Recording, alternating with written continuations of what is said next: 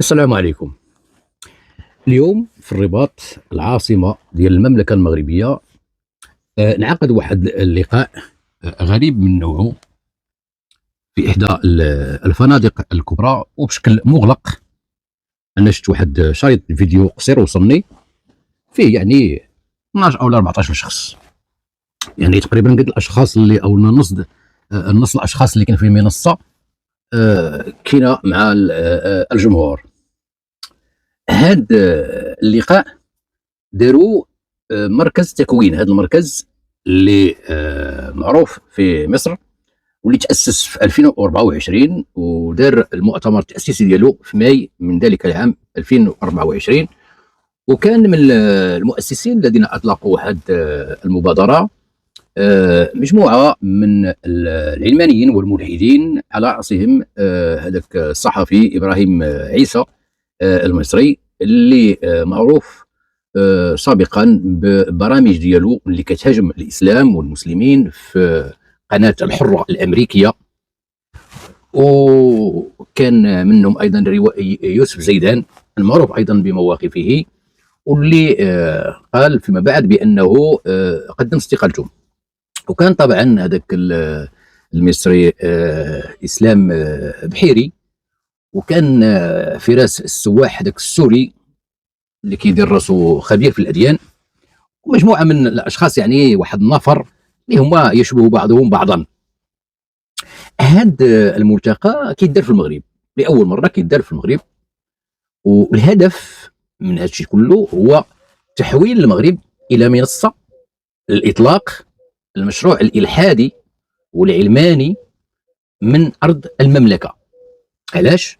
لان هذا مركز تكوين في مصر اللي تأسس في القاهرة المصريين ما رحبوش به، وكان واحد الحصار شعبي قوي، وكانت مقاطعة واسعة لهذا المشروع هذا، لأن هذا المشروع كان معروف شكون اللي موراه.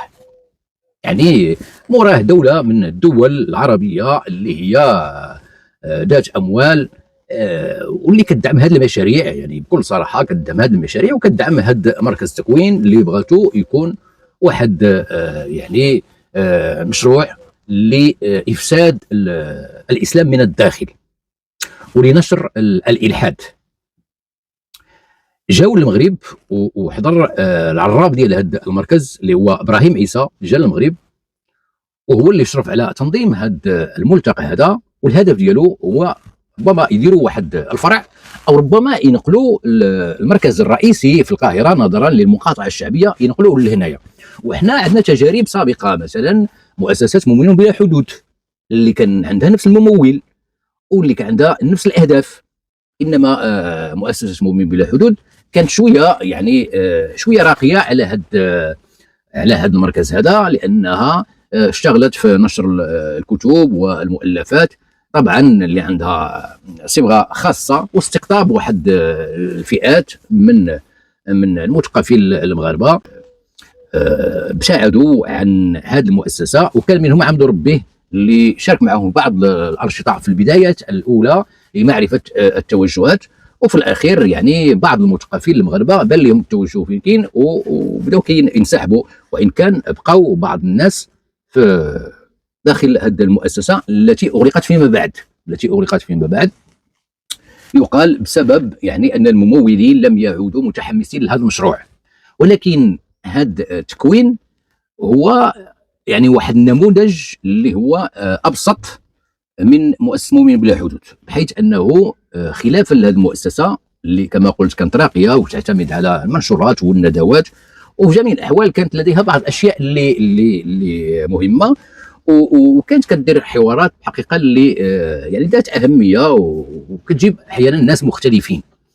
بخلاف هذه المؤسسه، مركز تكوين هو مركز موجه اساسا للشباب، وموجه بشكل خاص للاستثمار في مواقع التواصل الاجتماعي، ولي يعني تنزيل الخطاب الى مستوى ادنى بحيث يفهموا كل شيء، وبالتالي انتاج واحد الخطاب اللي هو مباشر وصدامي.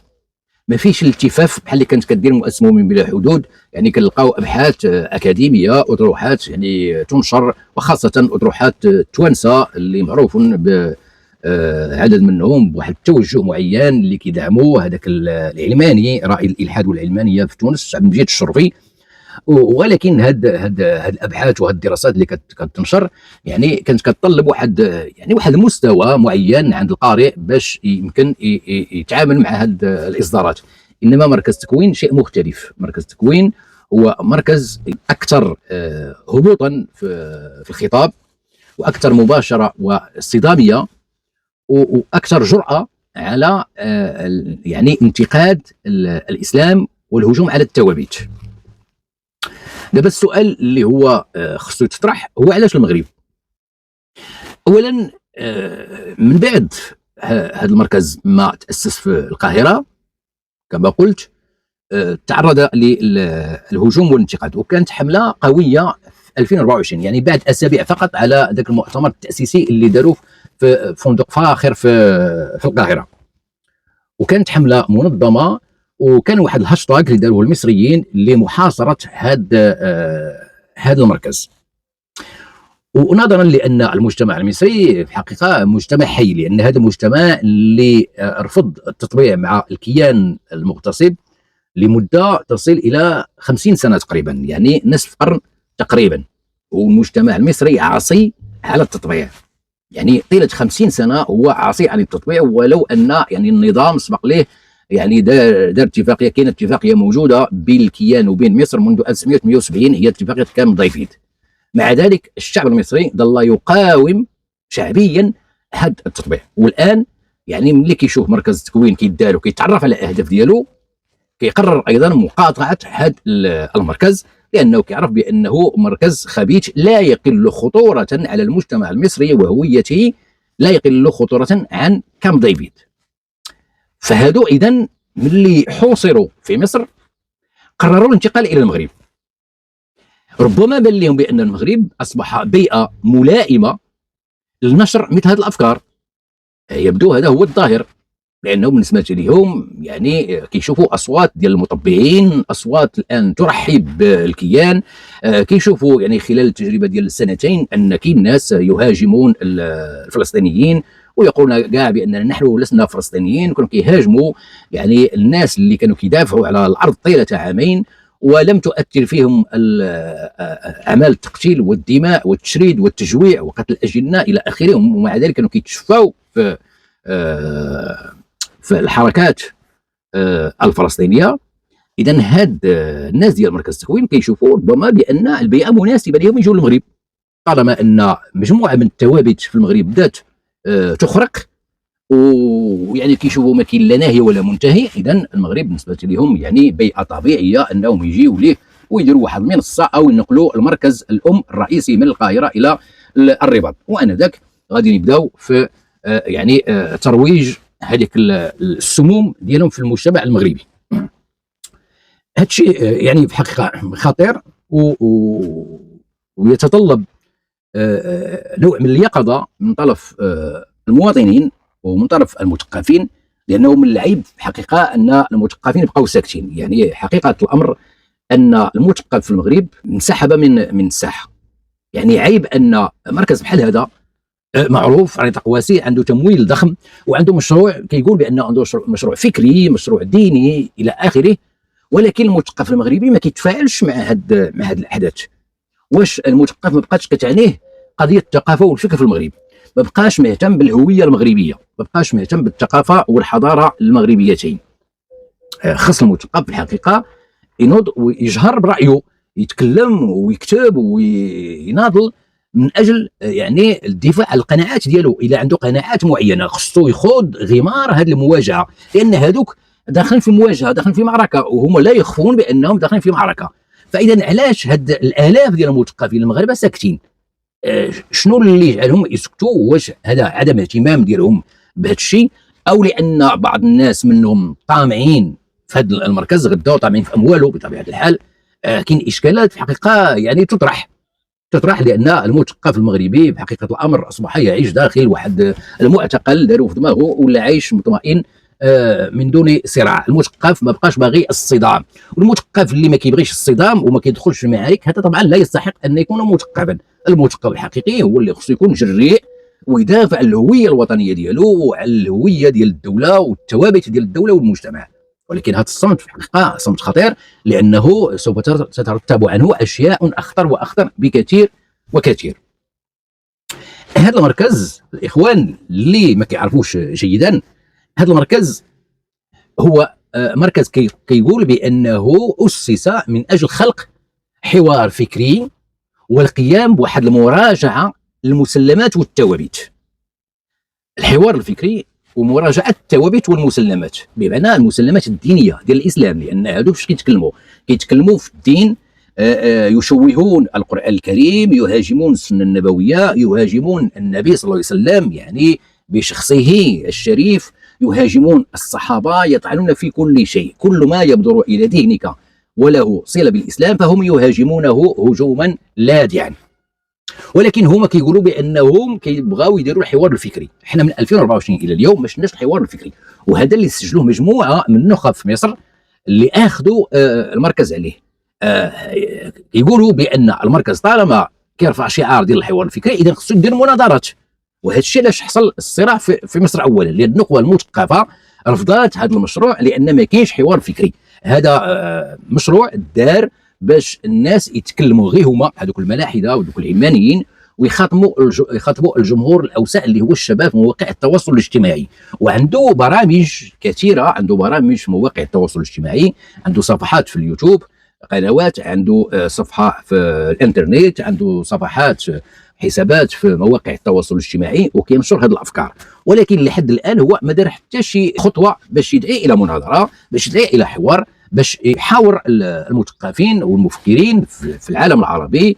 عنده يعني تغطيه ماليه ضخمه جدا، فيمكن يدير هذه الحوارات طالما انه عنده مشروع كما كيقول لمراجعه المسلمات، فهي مسلمات تتعلق ب 2 المليار ديال المسلمين، او على الاقل واحد 450 مليون ديال العرب. علاش ما يديرش مناظرات في المغرب ويدعي المثقفين المغاربه؟ علاش هذوك الحوارات اللي كيدير الحوارات غير مع واحد الناس منتقين بعنايه، كيختارهم بعنايه، وكلهم للاسف الشديد يعني ما عدا البعض بكل احترام، الغالبيه انا اللي كنشوف احيانا البرامج ديالهم، الحوارات ديالهم باش نتعرف عليهم، الغالبيه يعني من الناس المتساقطين الذين لا يفهمون شيئا، لا في الدين ولا في السياسه ولا في الفكر ولا في الثقافه ولا في الفلسفه، انما ناس كيجيو من اجل اللغو من اجل اللغو. وكاين نماذج كثيره، ويمكن لي واحد النهار غنعطي الاسماء ونجيب نماذج. ناس كيجيو وكيبداو غير يتكلموا، والغريب في الامر هو ان بعض الناس كيجيو لتما وكيبدلوا الخطاب ديالهم، علاش؟ كيقلبوا على بلاصتهم داخل لان جزء من المثقفين الحقيقه هو انتهازي كيبحث فقط على الاموال، ولا يهمه، ولا ما عندوش قناعات، ما يهموش شنو يقول. المهم اللي كيمشي كيدير داك الحوار وعارف راسو مادام انه جالس قدام ابراهيم عيسى عارف شنو باغي ابراهيم عيسى، فاذا كيبدا يقول له الكلام اللي هو باغيه. وهذه من المشكلات الاساسيه ديال المثقفين اللي ولاو بدون شخصيه. فهذا الشيء انا اقول بانه مؤسف جدا. واليوم بوجوده في المغرب هو كيرسل واحد الرساله اللي هي خطيره، وهي يعني الاساءه الى الثوابت الوطنيه، الاساءه الى المغاربه. المشكل اللي كاين واللي خصنا نطرحوه هو شكون اللي مكن لهم انهم يجيو للمغرب ويديروا هذا الملتقى ويسعوا الى غدا ولا بعد غدا الى انشاء واحد المؤسسه هنايا، او واحد الفرع، او لا جمعيه تابعه لهم، ثم يبداوا بطبيعه الحال، لان هذا الشيء ما غاديش يكون بدون نتائج. ملي غيدار هذا الفرع هذا او المؤسسه او كذا، فغيبداو يستقطبوا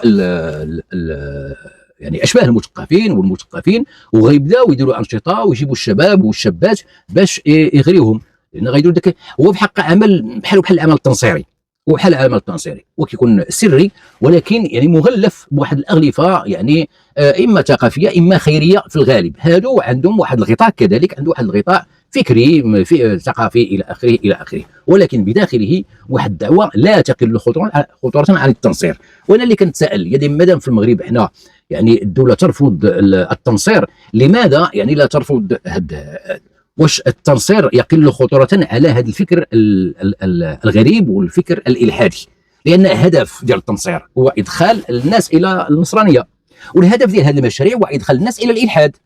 فأنا أعتقد يعني بكل صراحة أن إذا كان الإلحاد اللهم المسيحية كما كان يعني يرى الناس كيقولوا يعني دين توحيدي، فيعني من الافضل يدخلوا المسيحيه عوض ما يمشيوا الالحاد. فالمشروعان بالنسبه لي متشابهان. ثم واش كاين يعني اشخاص معينين نشبههم هذاك لوكا بن لوكا في الصوره، وهذاك لوكا بن لوكا يعني حقيقه ولا في المغرب ولا عراب ديال هذا الشيء هذا. شكون اللي موراه هذا سؤال يعني كنتمناو شي واحد اللي عنده واحد الجرأه وعنده واحد الروح وطنيه يخرج يقول لنا شكون اللي مور هذا السيد هذا، لان هذا الشيء بزاف لان هذا السيد هذا ولا يعني ما بقاش هو اللي كيتكلم، لا ولا سمسار كيجيب الناس اللي كيتكلموا. اذا هذا وراءه جهات ولديه يعني بطاقه بيضاء، يقول ما يريد ويفعل ما يريد. هذا الشيء اصبح واضح، بينما الناس اخرين يحاربون ويمنعون من الكلام. فهذا اشكال في الوقت اللي هاد الناس كيتمكنوا في المغرب وفي بلادنا يقولوا هذا الكلام وينشروا هذه الافكار هذه. كاين الائمه والخطباء كيتم لهم باستمرار. علاش ما يعبروش على رايهم؟ علاش الناس هاد الملحدين والعلمانيين يجيو ويتكلموا كما بغاو، وعلاش المغاربه ما يتكلموش كما بغاو؟ دابا حنا في المغرب حنا كنشكيو مثلا من يعني هذاك الغزو ديال التيارات الدينيه. دابا ما بقيناش كنتكلموا على التيارات اللادينيه، ولينا كنتكلموا على التيارات الدينيه، يعني التشيع او لا الوهابيه او لا كذا في اوروبا. وكنديروا استراتيجيات وخطط لمحاربه يعني هاد الافكار اللي كنسميوها داخله بالنسبه للمغاربه المقيمين في اوروبا، وكنبغيو نحسنوا الثوابت ديال المغاربه في اوروبا. ولكن هنا داخل المغرب كاين ناس الذين يسيئون الى هذه الثوابت. احنا كيفاش غنمشيو حتى لاوروبا باش ندافعوا على الثوابت ديالنا، بينما هي تخرق داخل البلاد وليس ادل على هذا من هذا النموذج. فيعني حقيقه الامر هناك واحد القسمه ضيزه، لان هاد الناس كيتعطى لهم مساحه واسعه. اذا زدناهم على الناس ديال الكيان والناس ديال كذا، فراه واحد المساحه واسعه كتعطى لواحد الفئات، وهذه المساحه تؤخذ من المساحه اللي خصها تعطى للمغاربه، لان خص المغاربه ايضا يعبروا على راسهم. وهذه مناسبه الان يعني باش الشبان والمغاربه والضمائر الحيه والمثقفين انهم يكونوا في مستوى الشعب المصري اللي يرفض هذا المركز هذا، واللي يرفض الاهداف الخبيثه ديال هذا المركز. والى اللقاء.